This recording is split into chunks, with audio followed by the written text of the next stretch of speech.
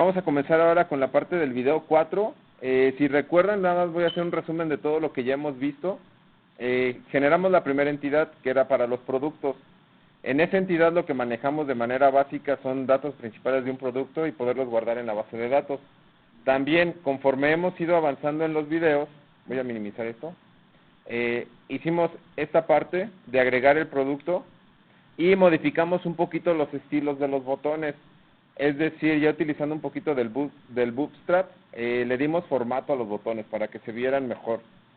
El día de hoy lo que vamos a trabajar es agregarle usuarios a los productos. Bueno, primero al proyecto como tal, y luego tener que hacer el registro de que para cada producto que se registre debe de haber un usuario que lo registre. Llevar un poquito esa administración. Si recuerdan, estamos trabajando en lo que es la plataforma .NET Core. Cuando se trabajaba con .NET Framework, era muy complicado hacer una modificación en la base de datos y más generar relaciones directas en las bases de datos. Era algo muy complicado. Ahorita es mucho más fácil.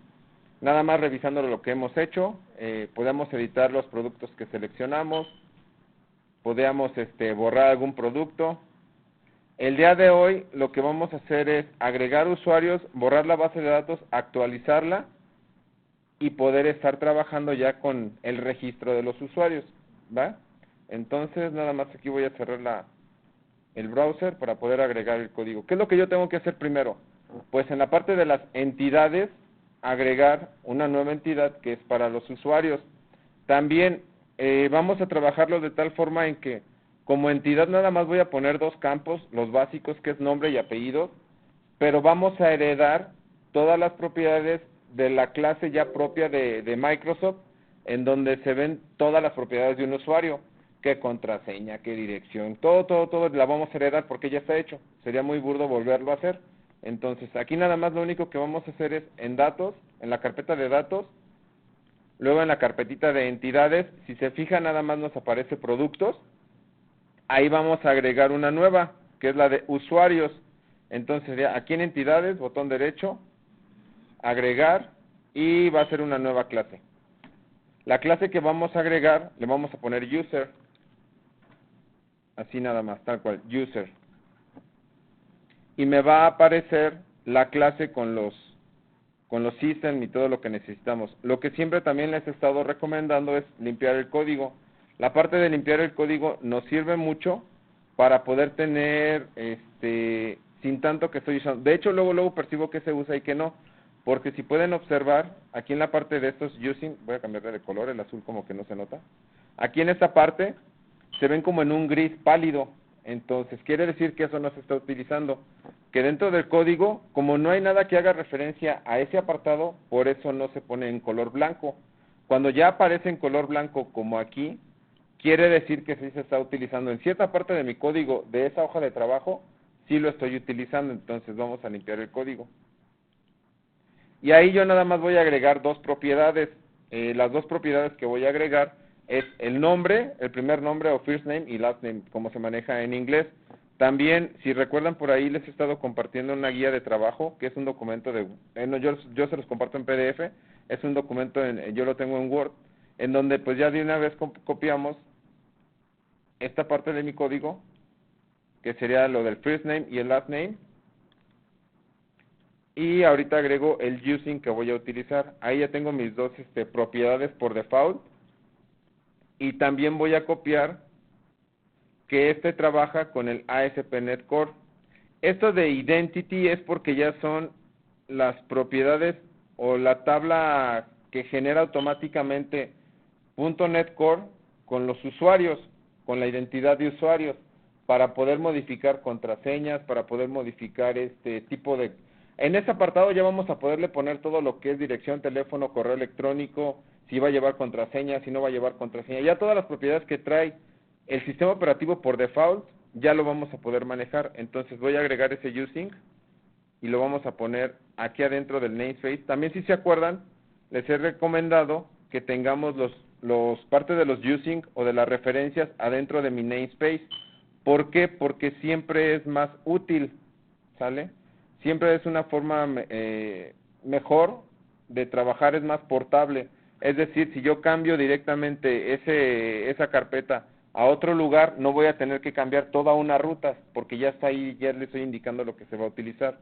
Aquí en mi documento podemos ver que, y también le vamos a decir que esta clase de usuarios tiene que heredar de la identidad de los propios usuarios de Microsoft. Entonces, aquí voy a poner 2 puntos, que es lo de la herencia, identity user, ¿sale?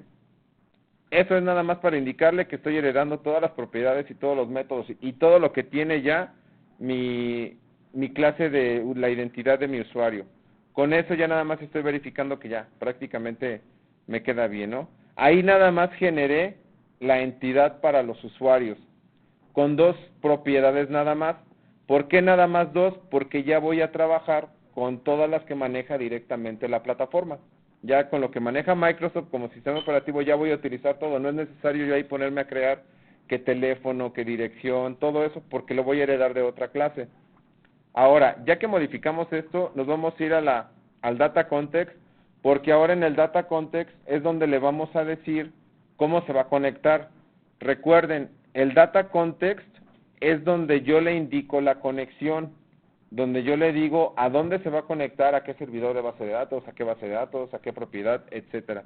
Entonces, primero, bueno, aquí nada más guardamos todos los cambios y nos vamos aquí en el Data Context. Este Data Context va a cambiar, ¿por qué?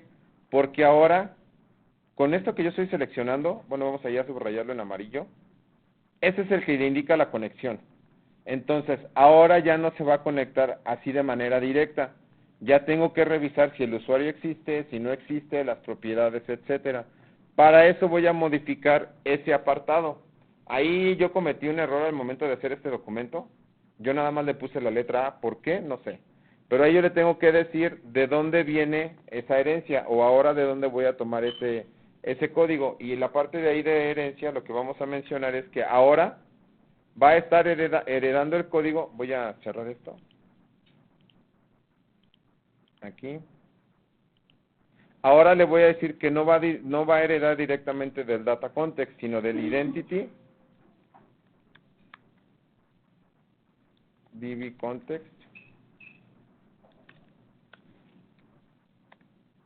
Identity, déjame ver si lo escribí bien. Identity DB Context y que va a tener que traer los datos del user. ¿Sale?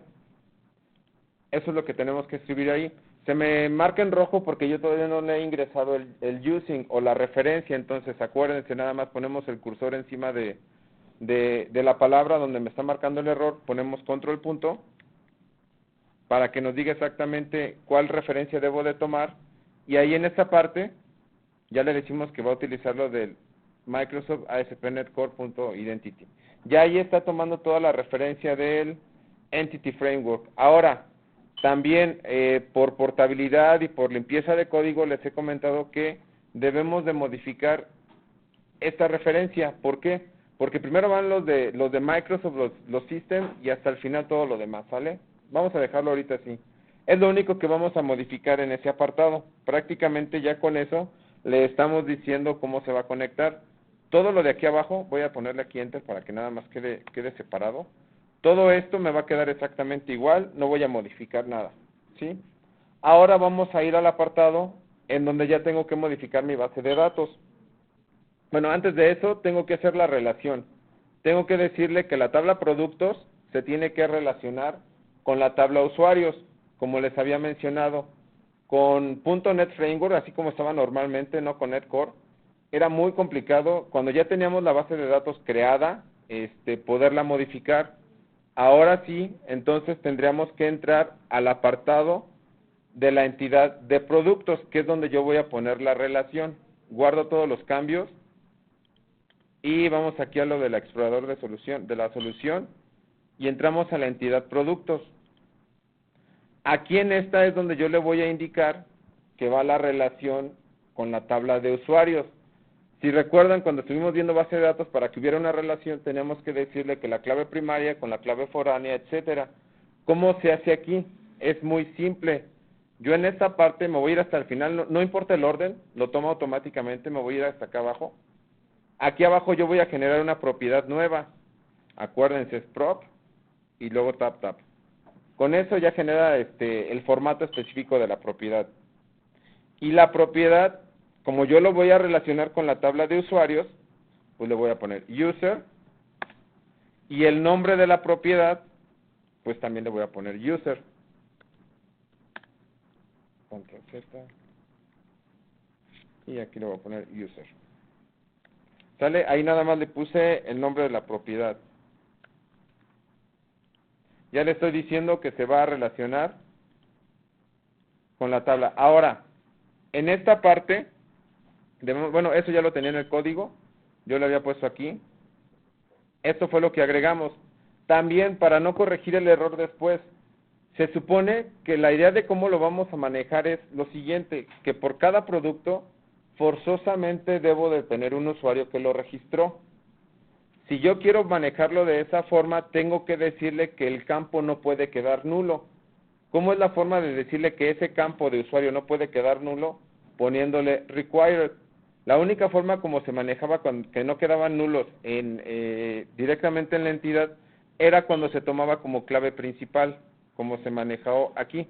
Cuando tú en una entidad le pones ID, lo toma como la clave primaria, por default, y ya lo pone como que es requerido y como que es no nulo.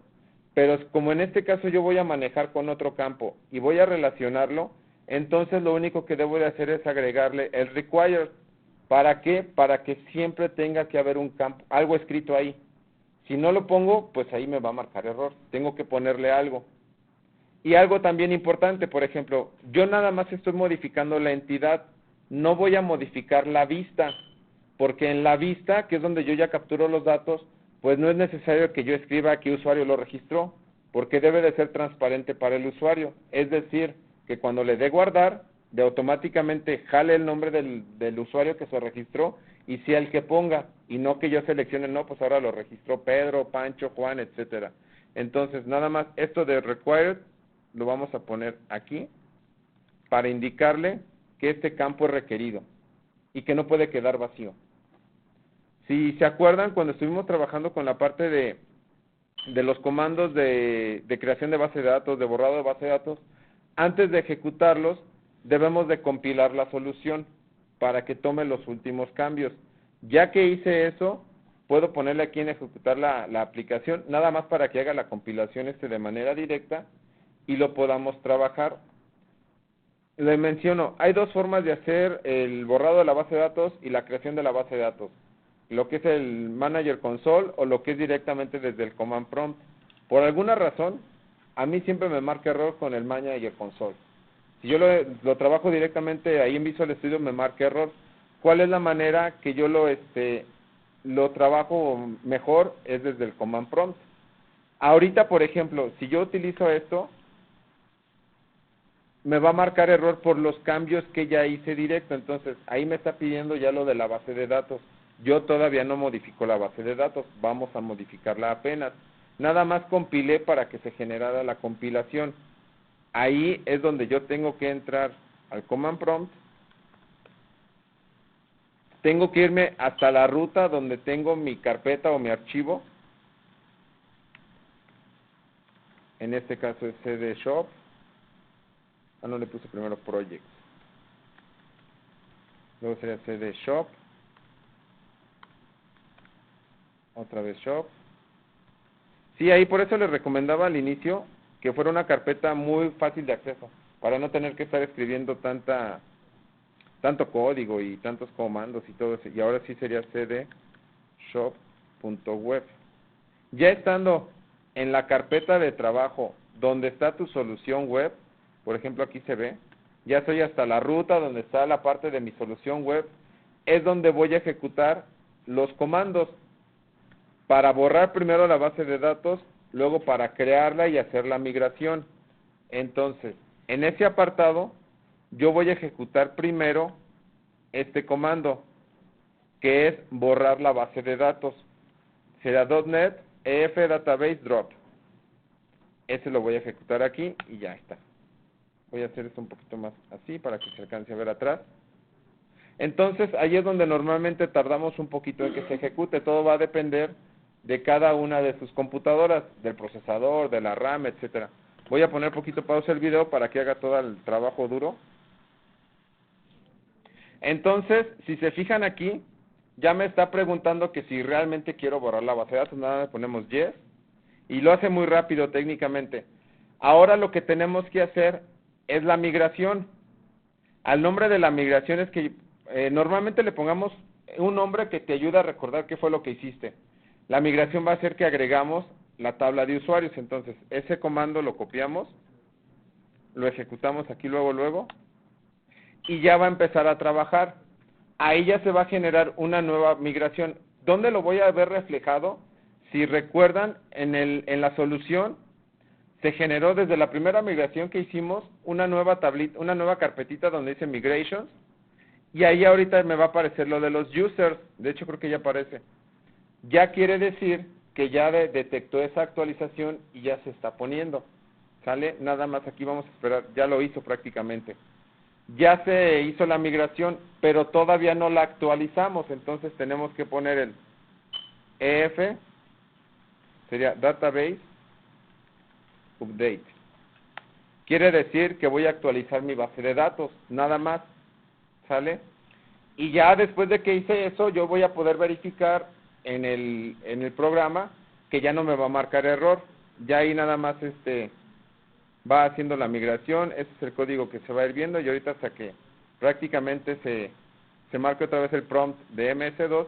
Ahí ya por ejemplo, yo en ese caso ya creé mi base de datos con la nueva actualización. ¿Cómo verifico yo los cambios?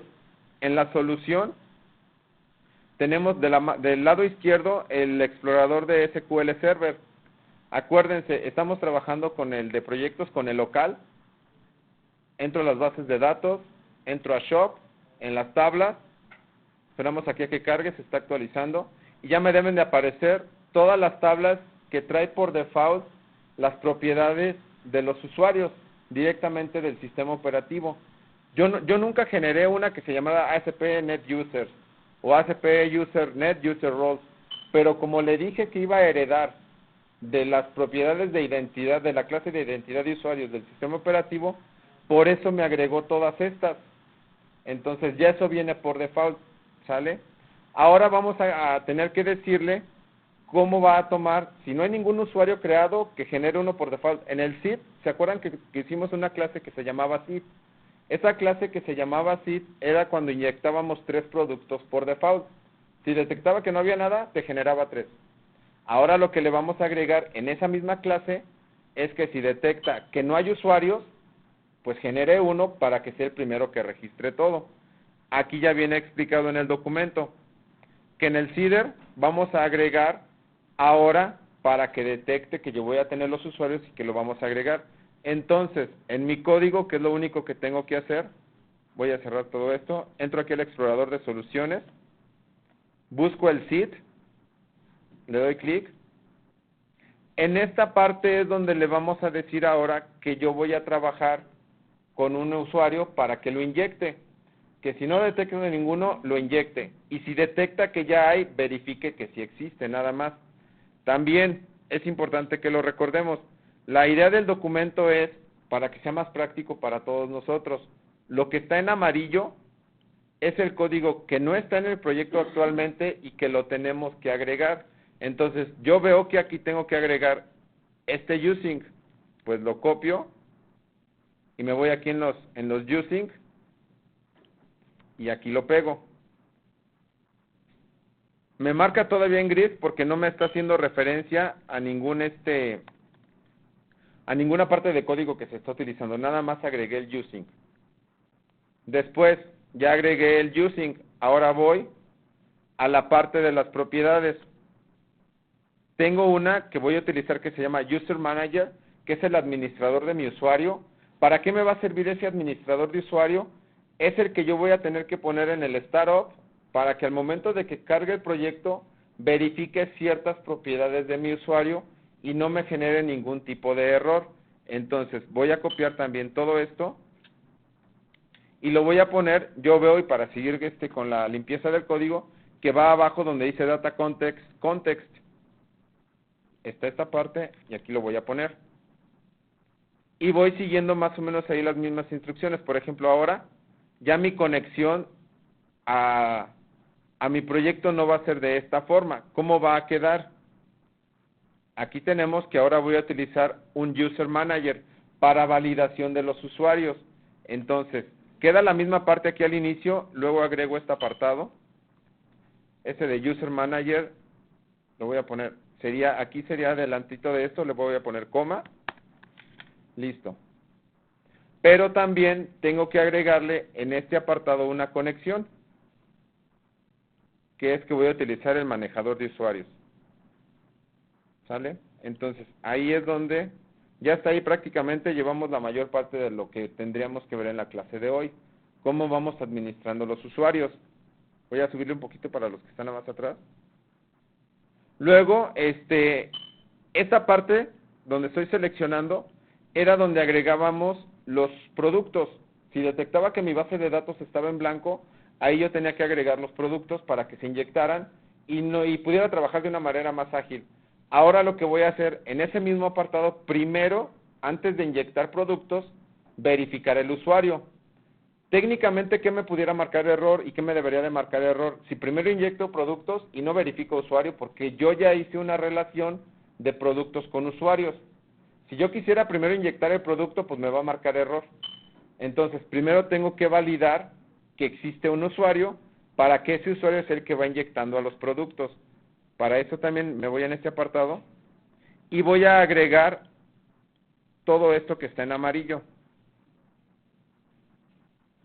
Si se fijan, bueno, antes de copiarlo y pegarlo, este apartado es lo mismo que yo tengo ya creado. ¿Qué es lo único que está cambiando? Que le estoy diciendo que el primer producto lo agregó el usuario el usuario que se registra. Ahí es donde ya estoy modificando todo lo demás. ¿Cómo lo podría hacer yo para no confundirme tal vez tanto? Voy a copiar. Bueno, de hecho ustedes en el documento, aquí les puse otros datos. Ya si quieren ustedes, pues agreguen exactamente como está ahí en el proyecto, pongan su correo electrónico, ya ahí va a variar. Yo nada más ahí lo puse como un ejemplo, no creo que ahí le puse algo de Zulu o algo por el estilo. Entonces, aquí lo único que nosotros debemos de agregar es todo este apartado. Lo copio y lo vamos a pegar aquí. Ya me está diciendo, les voy explicando y ahorita agregamos la parte de abajo. Primero, que va a buscar un usuario que tenga el correo marco.ramirez@ugto.mx. Va a buscarlo y va a esperar a ver si en toda mi base de datos, en la tabla de usuarios, lo encuentra. Si no lo encuentra, si es decir, si fue nulo, si es nula la variable, va a generar el primer usuario y le va a poner esta información. De hecho, voy a poner una nueva propiedad. Yo aquí puedo ponerle que el phone number, si es phone number o teléfono, no recuerdo bien cómo sería. Me falta aquí la coma. Comillas, coma. Creo que es phone number, sí, phone number. Y yo ya ahí puedo poner el número de teléfono que quiero que se registre. Ya ahí también va a depender de si yo quiero o no quiero ponerlo. No te afecte nada en tu funcionalidad. Entonces, ya se va a agregar, este usuario lo va a crear y le va a poner una contraseña técnicamente fácil de recordar. Le puse del 1 al 6. Esto normalmente lo hacemos cuando estamos en desarrollo. Cuando ya una aplicación la pasamos a producción, pues ahí sí tenemos que poner contraseñas más complicadas, porque sería muy fácil descifrarla, ¿no? Va a hacer todo esto y va a generar mi usuario, mi primer usuario. ¿Qué pasaría, por ejemplo, si ya detecta que hay usuarios? Todo esto, desde aquí hasta acá, lo omite y no hace nada, porque ya detectó que existe un usuario. Entonces, nada más aquí lo único que voy a agregar, al momento de crear el producto, tengo que decirle qué usuario es el que lo va a crear. Entonces tendría que poner coma user. Ahorita modifico una partita de arriba que me faltó. Nada más ahí agrego coma user. Aquí me está marcando este detalle por el tipo de agregar el producto. Nada más verificamos porque eso viene desde aquí, desde cómo hace la conexión. ¿Sale? Entonces ahí ya nada más agregaría los usuarios. Y lo único que debo de poner ahí en la conexión, ya lo voy a copiar y pegar. Ahí está. Prácticamente nos va a quedar igual. ¿Sale? En lugar de first, de second y de todo eso, vamos a ponerle el nombre. Ahora le voy a poner tablet, iPad. Creo que es Mini 4. Le voy a poner aquí. XS. ¿Sí se llama así? XS Max, creo que sí. Y voy a poner otro. Un iWatch. Serie 6, serie 5, no sé. Ok, hasta ahí vamos bien. Vamos a modificar ahora, me está marcando el error, porque yo aquí yo nada más tengo que agregar el producto y que nada más paso un nombre de producto. Ahí me falta agregarle que además del nombre del producto, le debo de pasar en un parámetro el nombre o el usuario que lo está agregando para que se genere bien. Y ahí me está marcando el de la licencia, ya luego lo actualizo. Ya aquí voy a poner esta parte y nada más tendría que agregar este código. Sería coma, control V, y ya ahí le estoy diciendo lo del producto, ¿no? Para que se agregue. Vamos a modificar otra pequeña parte aquí abajo. Entonces, ya ahí agregué qué usuario es el que va a hacer la conexión. Y más abajo, tenemos que decirle el usuario. Entonces, aquí está. Y aquí prácticamente va esta parte. ¿Sale? Ya lo recorremos y ahí queda. Ahorita vamos a ver nada más los detalles que nos está marcando. Pero prácticamente con eso, random,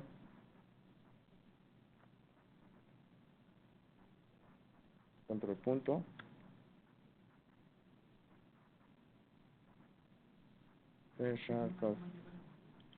sí, voy. Entonces aquí estoy poniendo una llave de más, ya más fácil, ¿no? Para eso es esta bendita parte donde ya tengo el código escrito. Esto del private. Creo que había puesto la llave de más desde más arriba, ¿eh? Es desde aquí, creo. Ok, esta parte. Esto debería venir para acá. Y esto se nos va. Queda. Ok. Y déjenme revisar nada más dónde tengo la llave de más. Aquí está. Ahí está. Ya corregí las llaves que tenía extras. Ya con eso queda mi inyectador o mi seeder prácticamente completo. Con eso ya le estoy diciendo que aparte de buscar si existen productos creados, va a buscar si existe un usuario creado, si no lo encuentra, genera uno automáticamente, y ya lo que modifiqué es que al momento de agregar el producto tiene que pasarle un usuario para que sea el que registra el producto. Nada más. Voy a poner poquito pausa en lo que veo que todos terminan para ya continuar. ¿Sale? Entonces, nada más aquí me pongo en esta parte. Bien, entonces, hasta este punto ya tenemos la parte de la identidad de los usuarios y del inyectador. Ahí nada más sí va a ser importante que recuerden y debe de haber coincidencia en, por ejemplo, este correo que ustedes pusimos aquí como usuario, bueno, yo puse como usuario el correo electrónico, que sea el mismo donde que haga búsqueda acá arriba. Porque, por ejemplo, si por cualquier detalle, no sé, tú pusiste que era el correo de nombre de usuario Marco, pero aquí arriba buscar un correo electrónico, pues no lo va a encontrar. Entonces, eso es lo único que deben de tener cuidado. Creo que en el documento sí viene para que esté igual, pero si ustedes llegaron a modificar con su correo electrónico y se les pasó ponerle acá como nombre de usuario, que sea el mismo correo electrónico, pues ahí les va a decir que no lo encuentra y va a estar trabajando de manera rara. Ahora, lo que tenemos que hacer, ya le pusimos un password, un todo, pero el password se genera en este apartado. Pero ¿cómo le decimos al sistema o a nuestra aplicación las propiedades de cada uno de estos apartados? Tendríamos que ir al startup, que es el archivo de inicio, es el que toma para todas nuestras configuraciones. Voy a guardar todos los cambios. Entonces, aquí en las soluciones me voy al Startup y en esta parte del Startup es donde yo debo de decirle si quiero caracteres especiales, si quiero un tamaño específico, si todo lo que yo necesito para los passwords y para todo eso.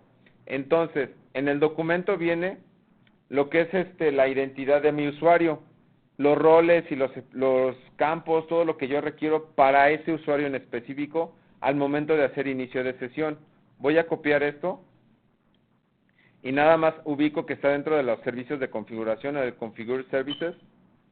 Nos desplazamos ahí adentro, va al inicio y, por ejemplo, ya le estoy agregando toda mi configuración para que tome por default, me marque el error porque todavía no agrego el using. Acuérdense, es control punto y lo agregamos y ya con eso prácticamente es lo de esta de identidad. Control punto y también para la entidad de usuarios.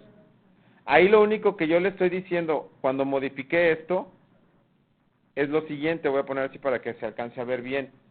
Es que se requiere un único correo, es decir, no puede haber correos iguales. Se requieren dígitos, falso, que requiere solamente códigos unique chars, no requiere, que minúsculas tampoco. Si yo, por ejemplo, quisiera hacer que validar una contraseña como más complicada, pues podría ir modificando todas esas propiedades. También yo le puedo decir desde aquí el tamaño de la palabra o de la contraseña. Yo le puedo agregar el comando length de tamaño de cadena para decirle que mínimo 8 caracteres o mínimo 4 o mínimo 3. Como ahorita estamos en desarrollo, pues no es necesario modificar todo eso, porque entre más fácil sea entrar ahorita para nosotros es mucho mejor. Entonces ya tenemos eso y prácticamente ya es todo lo que nada más agregaríamos. Aquí mismo adentro del Startup viene un apartado donde dice la configuración y le vamos a decir que requiere autentificación. Es decir, cuando arranque me va a pedir que se autentifique. No que yo lo vea, sino que automáticamente lo va a detectar ese usuario que agregué, porque todavía no agregamos la hojita o la página donde te pregunte nombre de usuario y su contraseña. Sí lo vamos a hacer más adelante, pero ahorita lo va a tomar por default del que creamos. Entonces, copio este apartado, verifico que está dentro de Configure, está más para abajo, y aquí estaría abajo de Static Files. Y ahí es donde le estamos diciendo que sí requiere autentificación. ¿Sale? Eso fue lo único que agregué. Entonces ya nada más voy verificando mi documento y prácticamente ahora pues ya es probar todo lo que hicimos, ¿no? Vamos a guardar todo. De una manera ideal sería, de hecho sí lo tengo en otro tutorial así, es que desde un inicio lo trabajáramos en un repositorio tipo GitHub para ir grabando tus actualizaciones y que en dado caso nada más ustedes bajaran el código completo, ¿no? Para que ya les funcionara. Pero ya si no es viable como lo estamos trabajando ahorita, pues sí ya vemos la forma de poderlo agregar en un repositorio. Voy a agregar voy a iniciar mi solución y visualmente va a trabajar igual. ¿Dónde voy a ver el cambio? Ahorita en las tablas para ver cómo el producto sí ya tiene un usuario registrado. Ahorita se supone o técnicamente voy a agregar productos, voy a modificar productos exactamente igual que al iniciar el tutorial, pero internamente sí debe de grabar qué usuario fue el que agregó ese producto. Entro aquí a la tabla de productos, si fijan ya no me marcó error porque ya hice todas las modificaciones y todo eso. Yo, por ejemplo, ahí puedo salirme y puedo ver qué usuario hizo ese producto. Voy a dejarlo así, voy a salirme de esta parte. ¿Dónde yo veo eso?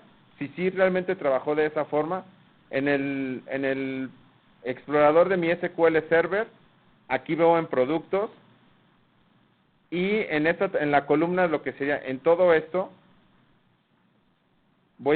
quiero ver, View Data, y si se fijan al final, me agrega el User ID, pero lo agrega encriptado, para que yo no vea que fue marco.ramirez@ugto.mx, pero yo voy a confiar que eso es mi usuario, esto que está hasta acá al final. Todo lo único que yo le agregué por default con el seeder fue el nombre, el precio, el stock, y el user ID es el que toma como marco.ramirez@ugto.mx, es el que ya lo pone aquí encriptado. Porque como estamos heredando de la identidad o de cómo trabaja la identidad directamente el sistema operativo, ya no pone ahí que es marco.ramírez, pero es eso. Eso fue prácticamente todo lo que hicimos ahorita. ¿Qué vamos a hacer en la siguiente sesión? Imagínense, yo tuve que crear una entidad y un repositorio para productos. Si yo tuviera usuarios, tendría que crear un repositorio para usuarios. Si yo tuviera tal vez ventas, un repositorio para ventas. Entonces sería como que muy poco viable tener tantos repositorios.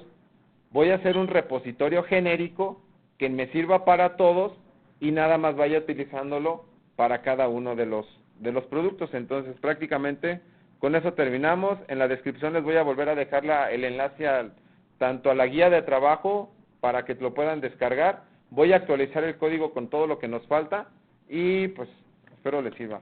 Dejen terminar el video. Normalmente cuando estoy en otro lado termino el video de una forma diferente, ahorita como que no.